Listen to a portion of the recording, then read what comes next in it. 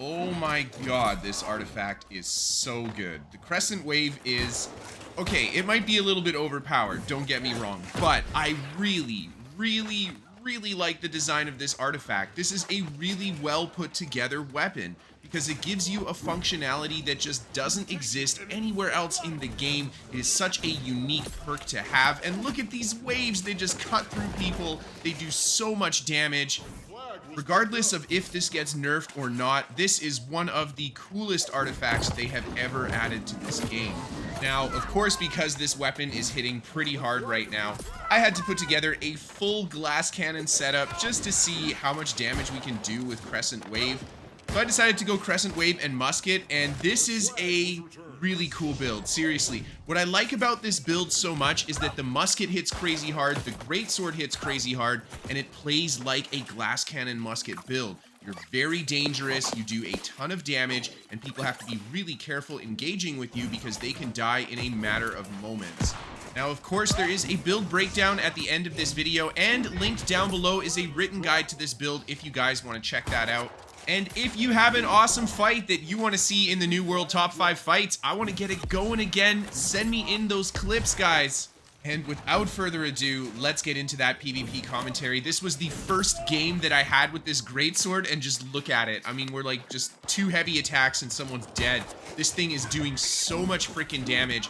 Now, on top of it, we actually have 200 intel on this build, so that we can whip out those Crescent Waves a lot more often than the average Crescent Wave setup can. And that's simply because every time we land a critical hit, we're going to get 10 mana back. Crescent Wave and the heavy attack will both land at the same time if you're in melee range. So if you get 2 crits, you basically get the Crescent Wave for free. Oh man, he walks right into the heavy attack. He goes down. The next player eats the heavy, and then we go right into the steadfast strike. Goes down as well. Moving on to the next clip here. This is just, I mean, this whole video is just going to be a montage of this Greatsword ripping people apart. It is so freaking powerful. And the combination of the heavy attack hitting so hard, but the Greatsword itself still having good damage. Oh my god, just look at that. He steps in the trap. We hit him with the heavy attack. Down he goes. Then just a little bit of a skip forward here, and I love this. There's 3 enemy players on top of the friendly. We go for the spin in. 1 goes down. There's the heavy attack. That's like 60-70% of his health with that heavy attack. We hit both enemy players. Everybody goes down there.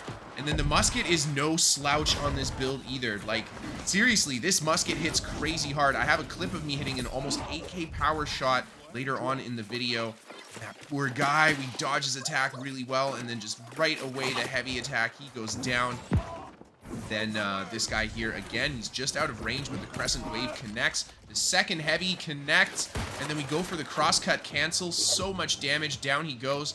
And then this guy comes around the corner. He walks into the trap. We get a perfect throw on him there, and then 2 heavy attacks. He goes down. Oh my god, man. And also the fact that Greatsword does so much stamina damage, people can't just stand in front of you and hold block against a build like this either. They have to move. They have to try to avoid it. This thing's gonna get nerfed. Like, the damage on it is so good. I feel like it's definitely gonna come down a little bit when the next patch comes out. We just missed the Crescent Wave on this guy here, but we do land the melee portion of the heavy. That's the end of the game. We don't manage to finish that kill off.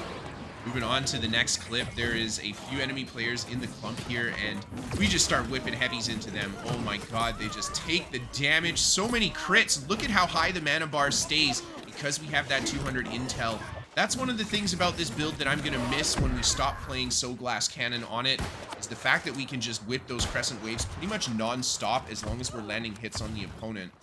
Now, in this fight here, we got 2 enemy players on top. I get a great throw with the trap. He dodges the first heavy attack, but we do land the crosscut. Lots of damage from that. I get hit by the screen, but I retaliate right away by going for the steadfast strike, so we can stagger him and just kind of wait out that immobilize.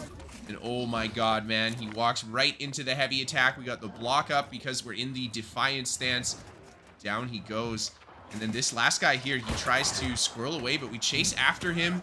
Just, oh man, you cannot turn your back to this weapon. It is way too much damage. There's that power shot. We didn't get the attunement proc because he died from the initial shot, but that would have been like an 8k power shot with the attunement on top of it. Holy crap, man. The musket is absolutely shredding through people as well.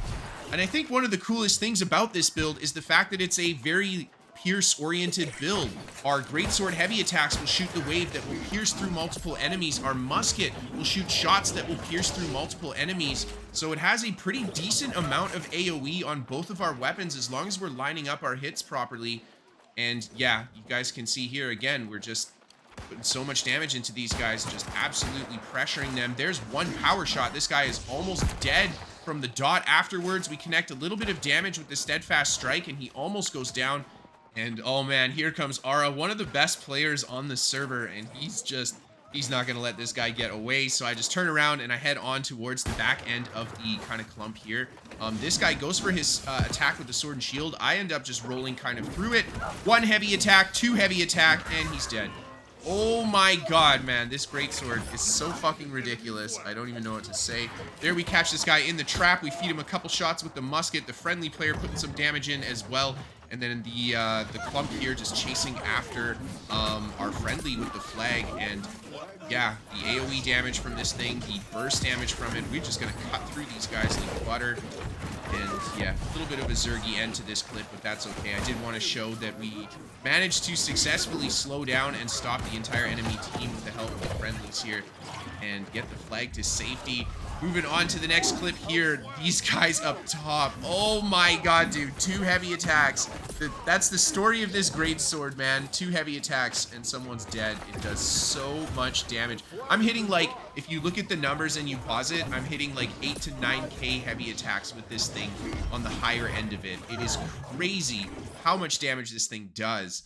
Anyhow, let's take a look at that build, everybody. It is weird. It is very weird, but there's a lot of reasons for it. The crescent wave itself deals arcane damage, so we benefit a lot from 150 intel. I talked about why I go for 200 intel, so we can whip those waves like crazy. If you wanted to absolutely max this build out, you could go 150 intel and 100 con on it. I just don't have absolute maxed gear, so that's kind of out of my reach right now. And then taking a look at the greatsword tree here. The greatsword skills that I use are very offensive focused, but I do like steadfast strike because it does give us access to defiant stance. And then of course the cooldown reduction is really nice for an offensive focused greatsword build like this as well. And the musket tree, you guys have seen this lots from me. Your standard traps burst musket tree, really nice all around. Honestly, someone steps in the trap, you absolutely fuck them up with the musket afterwards. Or you can even switch to the greatsword like in some of the gameplay. And then let's take a look at the actual equipment that I'm running here. For the crescent wave, I went with the gem setting as my final perk so that I could put the augmented arboreal gem on here. The reason I am not going for arcane damage is because it's too expensive.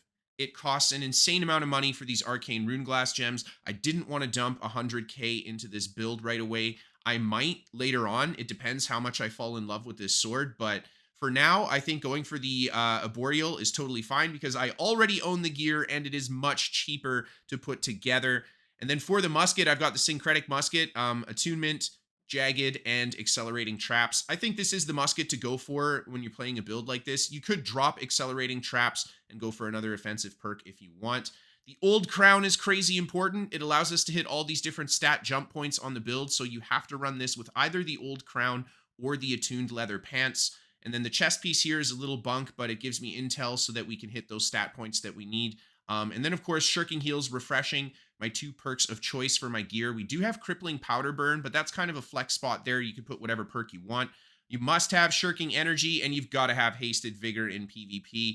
Yeah. All of the armor as well has the rune glass gems to give us more nature damage. Again, if we were playing this with the perfect setup, we would have the arcane damage on there instead. And that goes for the ring as well here. We've got nature damage. Perfect build would have arcane damage.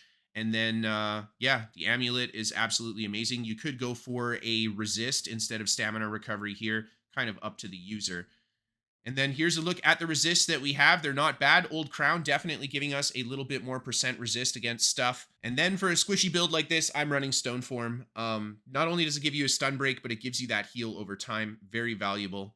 And that's the build, guys. Thank you so much, everybody, for watching. I hope that you enjoyed, and I'll have more Crescent Wave goodness coming for you real soon. Have a great night, and I'll see you next time.